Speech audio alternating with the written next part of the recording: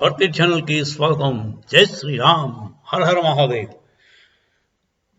Telugu Desam party అధ్యక్షుడు చంద్రబాబు నాయుడు గారు ఢిల్లీ వెళ్ళారు, అమిత్ షా గారిని కలిశారు, వచ్చేశారు.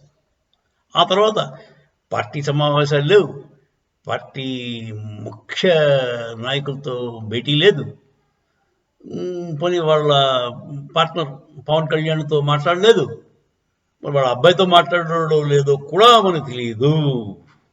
ఏముందని పరిస్థితి, ఏం జరిగింది అక్కడ అది అడిగి తెలుస్తుంది. కేసీఆర్ గారికి తెలుస్తుంది, అమిత్ షాకి తెలుస్తుంది, మూడో వ్యక్తికి తెలియద్దు.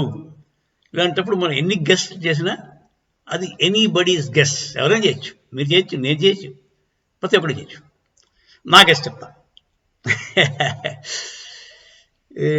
ఏంటంటే ముఖ్యమంత్రి పదవి టైం షేరింగ్ అడిగి ఉండవచ్చు పవన్ కళ్యాణ్ కోసమో, లేకపోతే వాళ్ళ బీజేపీ వాళ్ళ నిర్మించబడిన సీఎం క్యాండిడేట్ గురించో.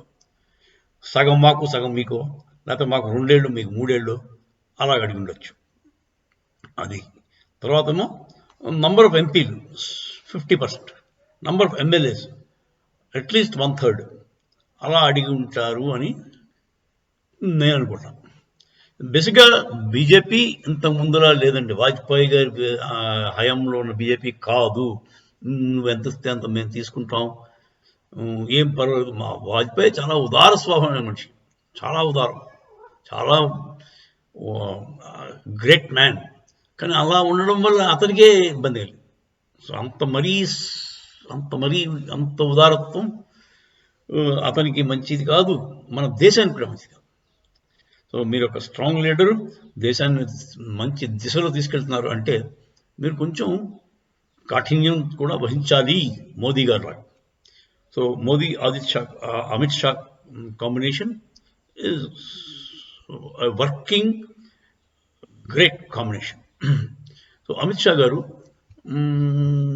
అలాగే మీకు చూసే ఉంటారు, అకాలీదళ్ పంజాబ్లో కూడా వాళ్ళకి పొత్తు కుదరలేదు. ఎందుకంటే వాళ్ళ పూర్వకాలంలో మేము 4 సీట్లు ఇస్తాం, 5 సీట్లు అంటే వీళ్ళు కూడా నువ్వు లేకుండా కూడా మేము చేయగలం అని చెప్పి పక్కన పెట్టాను. అదే మరి కర్ణాటకలో జేడీయూ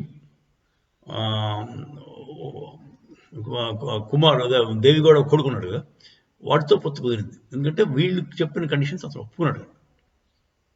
అది సో ఇలాగా ఎక్కడైతే వీళ్ళ కండిషన్స్